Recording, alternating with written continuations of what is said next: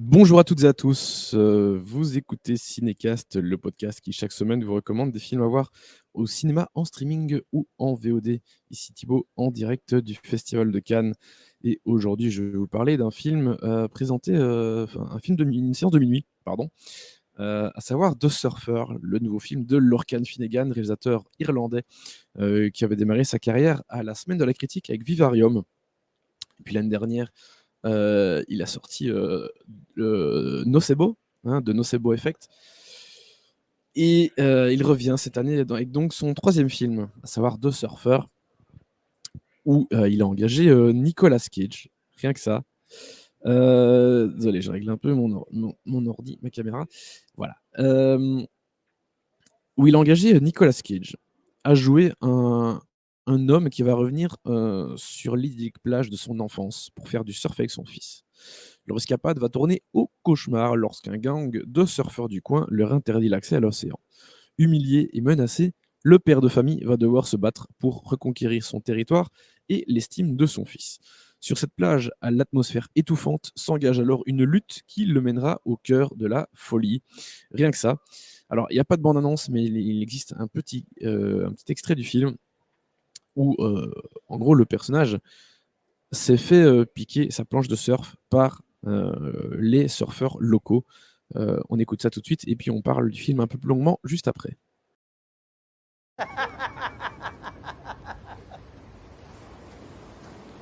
I told you to wait up in the car park. I want my surfboard. Okay. I'm sure it's just a mix-up. Is it one of these? Dude, that's my board, and I want it back.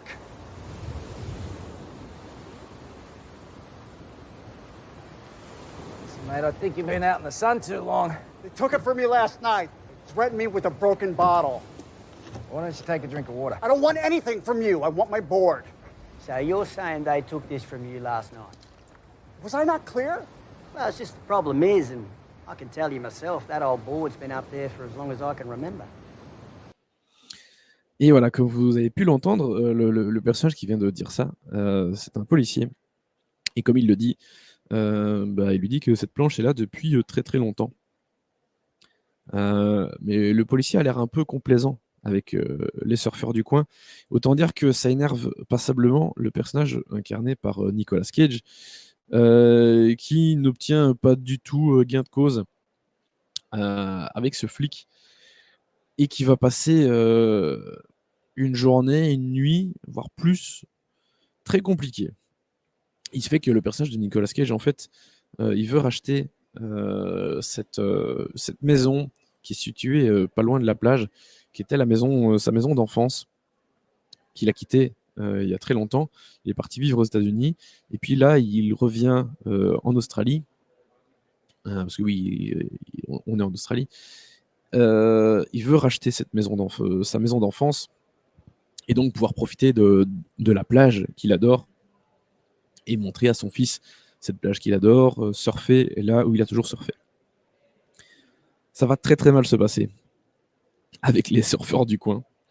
Et cette plongée, cette lente plongée vers l'antre de la folie va être abominable pour le personnage incarné par Nicolas Cage. Autant dire que la folie et la descente aux enfers pour ces personnages, Nicolas Cage, il a l'habitude, il en a eu quand même souvent, des personnages qui ont eu du mal avec la vie, avec les codes, avec les gens, et qui vont tout doucement glisser vers un état peu recommandable. Donc voilà, c'est quelque chose qu'il maîtrise bien, souvent avec des looks assez sympathiques en plus. Hein, ici, vous avez vu ses cheveux blonds relativement courts. Ça lui va bien. Et en tant que spectateur, ça fait à nouveau plaisir de voir Nicolas Cage s'en donner à cœur joie dans ce type de rôle, ce type de film, même si on l'a déjà vu faire ce genre de choses. Alors, est-ce que c'est un grand film? Non, c'est pas un grand film de surfeur. Est-ce que c'est une bonne séance de minuit? Oui, c'est une excellente séance de minuit. C'est un film devant lequel on rit beaucoup, devant lequel on a parfois peur, parce qu'il se passe des choses inquiétante pour lui et autres. Et, et c'est un film qui est surprenant aussi, dans le sens où je m'attendais pas du tout à ce que. Alors déjà, je savais pas de quoi il s'agissait. Au début, je m'attendais à un truc avec des requins et des trucs comme ça. Enfin, peut-être que ça se passe mal avec d'autres gens, mais voilà. Et en fait, le film part complètement dans autre chose. J'avais pas lu le synopsis avant, hein. Si j'avais lu le synopsis, d'accord. Mais le film part dans des directions qui m'ont surpris et qui fonctionnent très bien.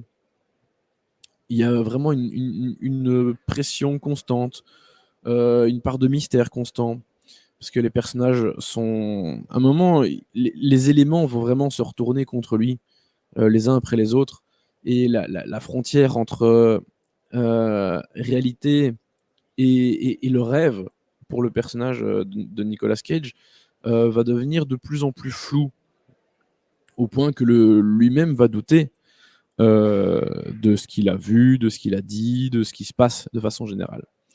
Et voilà, c'est cette douce, enfin, non pas si douce que ça, mais cette descente vers la folie est vraiment très maîtrisée par Lorcan Finnegan, qui rebondit bien avec The Surfer, parce que Nocebo, c'était vraiment pas très bon. Et là, il revient avec quelque chose d'un un peu plus percutant, avec. Ça pourrait être plus violent que ça ne l'est finalement, mais je n'ai vraiment pas boudé mon plaisir euh, en voyant le personnage de Nicolas Cage se faire avoir comme ça. Et puis par tous les retournements qui se passent dans le film. J'ai pas boudé mon plaisir non plus parce qu'il y a pas mal d'humour. Il y a pas mal de moments assez stressants, assez intenses. Et voilà, je trouve que le film aurait limite presque pu aller encore plus loin, même s'il va déjà très loin, attention. Mais non, vraiment, j'ai été agréablement surpris. Euh, je suis assez positif par rapport à ce film. Et voilà, je suis curieux de voir ce qui va advenir de sa carrière. À mon avis, je pense qu'il passera encore dans d'autres festivals. Et, euh, et que le film sera certainement distribué. Je pense que c'est Jokers qu'il a en France, comme les autres précédents films de Lorcan Finnegan. Donc voilà, il sortira en salle très certainement et fera peut-être avant ça un passage dans d'autres festivals, certainement des festivals de genre, évidemment. C'est pas ce qui manque. Donc voilà, je prédis au film une jolie carrière, un petit succès pour Nicolas Cage. Et voilà, pour moi, c'était un très bon 3 étoiles. J'ai vraiment passé un bon moment, très plaisant. Et donc voilà, je suis content d'avoir vu un bon film de Nicolas Cage. Attention, hein, pas un grand film, je vous l'ai dit, c'est pas non plus un chef-d'œuvre, mais j'ai vraiment pas boudé mon plaisir. Donc voilà, je suis content. Sur ce, je vous dis à nouveau à très bientôt pour des nouvelles critiques en direct du Festival de Cannes. Merci pour vos nombreuses écoutes et commentaires.